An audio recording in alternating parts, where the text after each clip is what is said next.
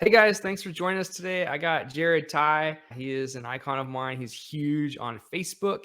And I just want to hear his story, how he got started, and what his business is like today. Welcome, Jared. Thanks for having me on, Josh. They say that being good at social media is like being rich on Monopoly money. Is it? I don't know. I feel like you've actually built a business with this. So I think it's a little more than just monopoly money. Maybe some truth there. S- So tell me, Jared, how did you get started in real estate? Yeah, it was out of college. I got into selling copiers for my first year. I actually wanted to get into farm sales, pharmaceutical sales. No one would hire me, so I went selling copiers. Did that for a year. Did not do well at that. I had a buddy by the name of Earl Landry that was doing mortgages in a call center, and he was able to get me hired on there.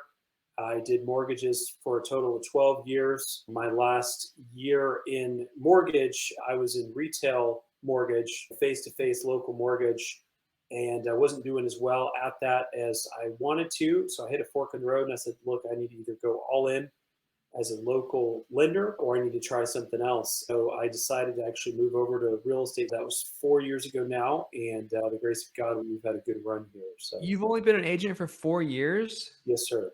Oh, wow. I don't know why I thought you've been doing this for a decade at least. The mortgage, probably. Yeah, maybe. And I don't know, just the business you've built in 4 years is impressive to say the least. Yeah. How, Appreciate that, man. how big is your team now?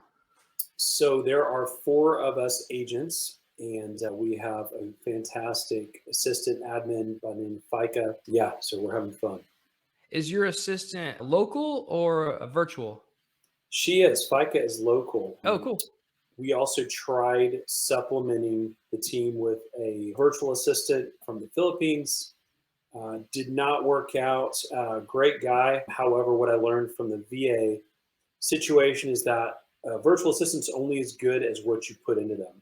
So if That's you the have case with any assistant. exactly, if you have but with the VA, it's a little trickier because they have set hours, and you need to have a system in place to keep them busy, Yeah. or else it's not going to work out. And in my case, I don't have that regimented system for the VA yet, You can so we did slowly not. build that. So what I started doing was documenting everything that can be done virtually. And you have to have it on paper so you can provide it to them, or even better in video, Yeah, because they will work, but you have to train them and you have to yeah, tell them exactly what to do, and they will do it to a T. right. But if you're having, like with a personal assistant in person, it's so much easier to train them. You can have them shadow you in person. They could literally be with you 8 hours a day. And you just physically can't do that with a virtual assistant. Yeah, very true. So you have to have some sort of training system in place. And that's even the big virtual assistant companies don't even do that. Like My Outdesk is probably the closest thing I can think of that, where Mm. they are training them, but it's still broad training and you still have to tell them exactly what you want them to do. They have their place, but it takes a lot of work to be able to get one that Yeah. works. So yeah, what are your top 3 lead sources currently?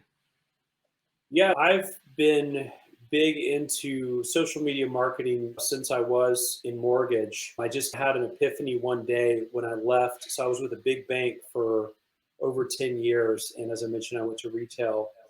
And one day I just had this epiphany. I was like, man, we've got these supercomputers in our pockets, smartphones that have more computing power than NASA had when we first landed on the moon. And these phones are connected to virtually anyone. We have the ability to reach pretty much anyone we've ever met. And I just realized that if I'm not constantly using that technology to stay in front of all these people, if I don't use that technology and let's say I fail, at that time it was in mortgage, then that's on me. That's my own fault. And in the mortgage world, you're trying to get in front of referral partners all the time. If you're doing video, you may be in someone's office. They may be there, maybe a real estate referral partner who's scarfing down their lunch and they're on Facebook, and your video all of a sudden is playing and you're in their office. And there may be 10 other loan officers in that case that would love to get an appointment with that agent, and you're in front of them. It's almost an assumptive close. You're getting in front of these people without having to get permission. So anyway, I had that big epiphany And I forced myself to start doing video, and I was terrified. I did a video with a guy that I really look up to, Kyle Draper. He is a marketing social media Yeah, coach. I'm familiar with him. Yeah, so I said, Kyle, let's do a video. Let's rip off the band-aid here. And he said, sure, let's do it. Which was really nice to him. It's nice of him to do that. So anyway, I did a video, man, and I was just sweating and I was so nervous. And I tell people that I'm an extroverted introvert, naturally not a super outgoing person. I think I've forced that for my business and I do enjoy it. But I like to point that out because a lot of people don't want to do video. They don't want to be in front of people. They don't want to make themselves vulnerable. I've had people say, "Oh, Jared, you enjoy that." I like to point out that I did it out of necessity, Yeah. not because it did not come natural for me at all. Yeah, when I Going think like social media influencer, I think like supermodel, and I can't tell you how much more business you do than some of these, quite frankly, gorgeous agents. So I assume will do tons of business and don't do anything. And they're on social media, but they don't get any business from it. How are you actually getting business? You're making these videos. I see you've grown multiple Facebook groups. How is that actually translating into clients? Yeah, I tell people don't be the person who just comes across as a realtor in my case, or as a business person. Be the person who comes across as a person, as a human. Find that common ground when it comes to family, when it comes to things that you're interested in doing. It doesn't have to be business related. It can be sports, it can be anything. If you are starting conversations and you're avoiding polarizing content, obviously you want to stay positive, find the common ground with people. If you're constantly doing that, people are getting comfortable with you. Sometimes I'll mention how if I get a listing for, I'm sorry, if I get a new lead for, let's say, a listing, as an agent, you're going to hustle. You're going to do everything you can to make yourself vulnerable, show that other person who you are, to create that rapport, create that trust. The really cool thing about social media is if you're active on there, you're doing that in advance. You are showing, you're making yourself vulnerable. You're letting your hair down.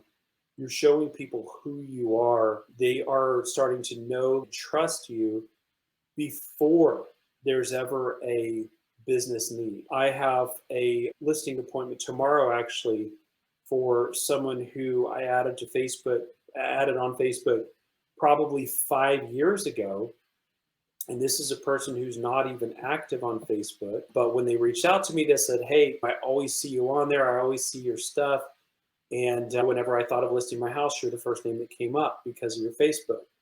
So I just can't tell people how valuable that is. You can go out and door knock, you can go out and do open houses and meet one person at a time. And I know those are effective, business models as well. But for me, anytime that I have the choice between getting in front of hundreds of people or going and knocking on a door, I'm always going to do that virtual option that gets in front of more people. That makes sense. And I think you're a master of it, honestly. No matter how many friends you have to post content that's relevant that people enjoy looking at, so you show up in their feed. And I Yeah. don't know if it's because I click on your stuff or what, but you're in my feed all the time. So I don't know if you are posting a ton or if you have mastered the algorithm. People are commenting on your posts, you're getting interactions, and you're direct messaging. I'm assuming you're actually having one-on-one conversations with people. Am I right in that assumption?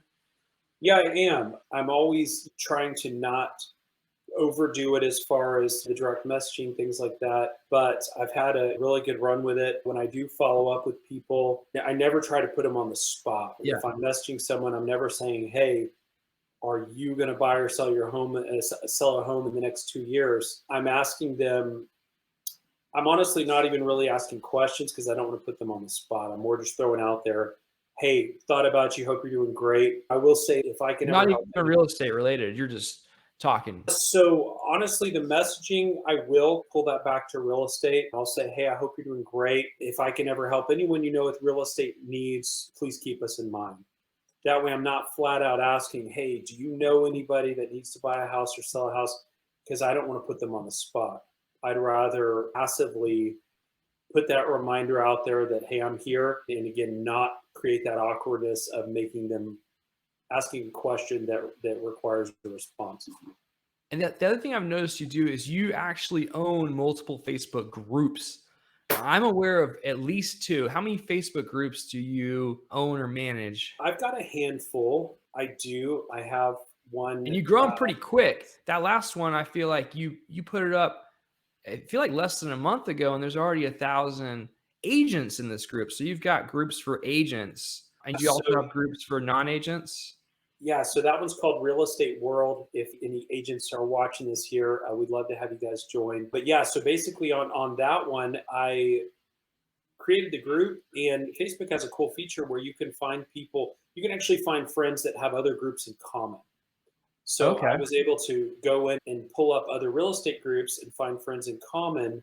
And I didn't even have to go to the group. It's an invite feature when I invite them to my group that says, do you want to invite friends that have other groups in common? So anyway, I did that. I think I went to Facebook jail for a couple of days because I was sending so many invites for that group, which is funny because I went to Facebook jail also because of that group. I think I saw you there actually. Yeah, But I was in jail with you. Facebook prioritizes groups. Groups are a big push with Facebook. So that's the funny thing is they like their, members, content creators, whatever that are pushing groups. But I guess I pushed a little too much because Yeah. And then groups have interesting functions that you can't do in Facebook. One thing that really intrigued me was notifications. So you can't, if someone posts something, you ever notice how someone will reach out for a referral? Hey, do you know anyone in DFW that can help? My Facebook doesn't have an internal system to notify you if someone says a certain keyword. Unless they post it in a group that you are a moderator of, you can get yeah, notifications. So that's kind of it's a pretty cool. interesting. Yeah. So if One you one run the thought that group, you comes have to extra mind power.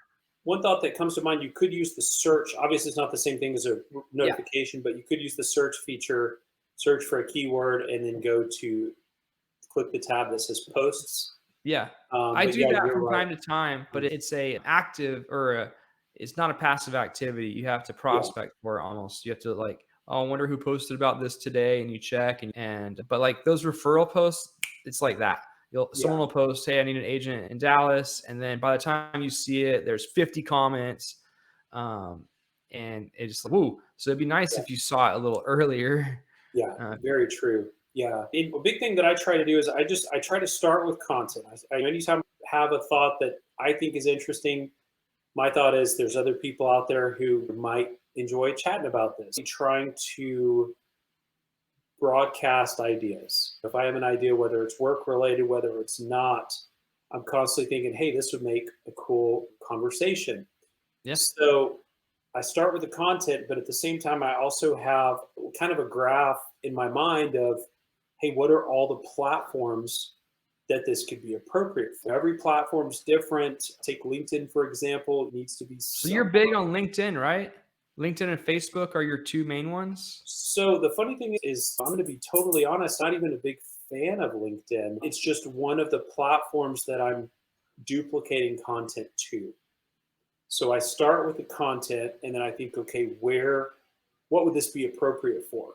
So I'm posting on my page, I'm posting on my business page, I'm sharing to groups that I run, I'm putting information on groups that I don't run. Obviously, on groups that you don't run, that's where you want to be more careful to avoid breaking any rules, promoting a business. If business promotion is not allowed. So in some of those other groups, I just want to be a neighbor, or I just want to be Yeah. a fellow agent, or I just want to be someone that, because the more people that you know, the more people that know, like, and trust you, the more people are going to ultimately figure out what you do for a living. But yeah, so I'll create a piece of content. And the beauty of video, man, if you can make a video that's under 60 seconds long, again, that video can go to your personal page, it can go to your business page, it can go to a group if appropriate.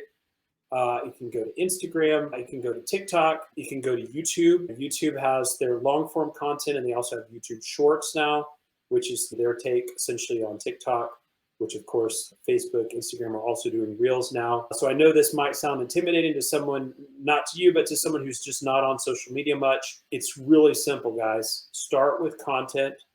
Video is the most universal content. Video is the only type of content that can work on pretty much any platform. But if you're constantly doing that, hey, start with the content and then think of, have a graph in your mind of what is this appropriate or what is this relevant to, and then you can just upload away. You can put that video on 10 different places. And I know Yeah. that may sound like a lot of work, but for me, it's part of my business. The biggest part of the work is shooting the video, or it's not Mhm. even work really. It's just your first step. Is Yeah, if you can shoot the video and you have the video, then it can be repurposed super easily. And it yeah, either takes time or money. You can spend a little bit of time and edit it to different platforms, or you can pay right. someone and they'll do it all for you. They'll Yeah, literally make you a reel and everything. I'm right. not spending that kind of money yet, but I've Yeah, seen some examples. Alex Hermosi did like a test where he literally filmed video for 8 hours once a week. And then his team shot it out to every platform 8 times a day. And he got like wow. 500,000 followers in 6 months. It was That's crazy. Or like 1 million crazy. followers. It was And I would say to anyone considering upping their marketing game, their social media game, just start. If you have these conditions that are required for you to start, you'll never start, or yeah. most people never will. Yeah, you My stuck thing in is your head. just start. Set yourself a goal. Say, hey, in some way, shape, or form, I'm going to be on video 3 times. Yeah. And if you have that goal and if you really held yourself accountable, guys, start by laughing at yourself. Start by making a video and be honest. Be like, hey, guys, I'm new at this, but I wanted to ask you guys how you feel about, you can ask about painting. I've made several posts about painting brick, you know, drive by a house that's white painted brick with a tobacco colored trim, like so popular right now. It's crazy. You Make a can't quick unpaint video. it. Make a quick video. Keep it under 30 seconds. Okay, guys, I'm standing in front of a house that's white painted brick. My friends are seem to be split on this issue. Are you in the camp that loves the painted brick, or do you think that it's sacrilege to paint over brick? Leave me a comment. But that's just one example. But don't let the details. There's a great saying: "Done is better than perfect." The people who want perfect, more times than not, just don't do anything. Start with something. It's intimidating to think about. Okay, how am I going to do all? There's so many things you can do with video. That's very intimidating. Don't start with that. Start with, I'm going to hold myself accountable to get on a video.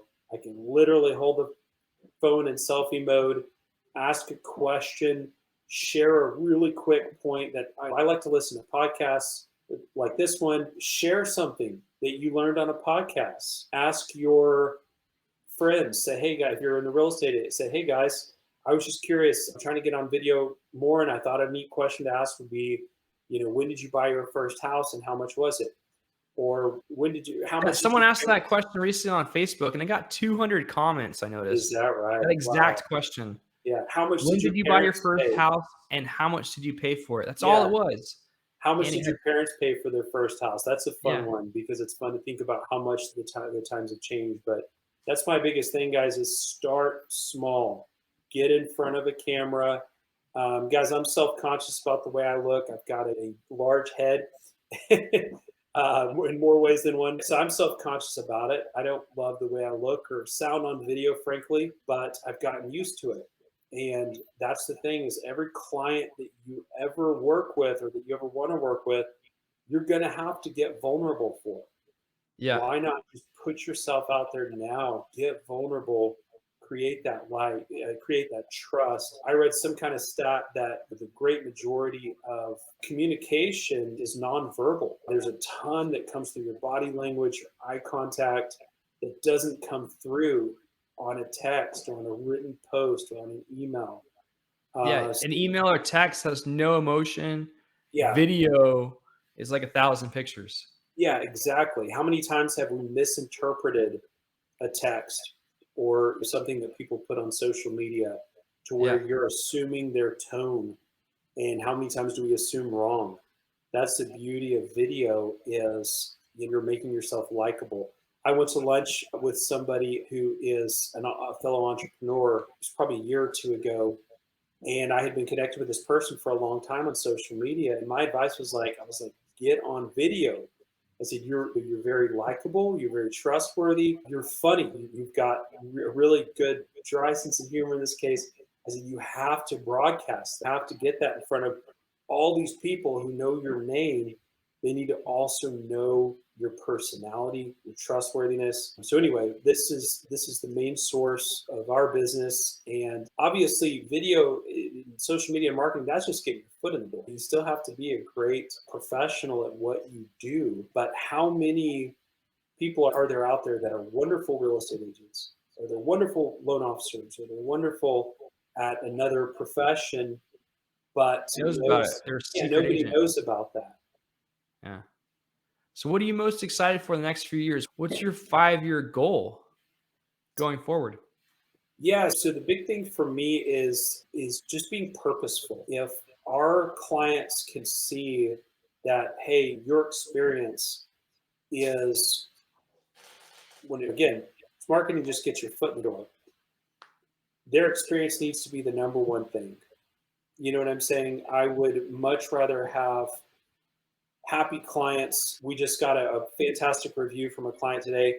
That's the kind of stuff that really makes me. There was a book called Good to Great, from going from good to great, and talks about going from entrepreneurial to going to purposeful. You first start in a business, you're just thinking, how am I going to pay the bills?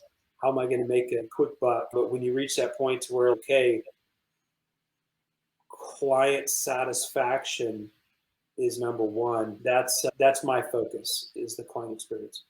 Nice. Really appreciate you taking time out of your day to share your story with everyone. And I hope anyone watching or listening got some value out of this. Any final thoughts?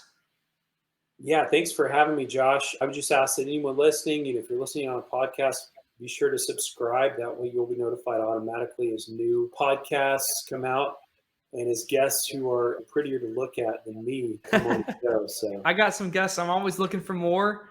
I'm looking to bring on heavy hitters like Jared, anyone with really cool stories. And I think he's got one of the best stories out there. So again, thanks for coming out, Jared. And it was great chatting with you. And if you guys have any business you need to send to DFW, that's where he's at. He's in North Texas. He's got a team there. I'm sure he loves referrals. absolutely. Thanks so much, Josh. All right. Sounds good.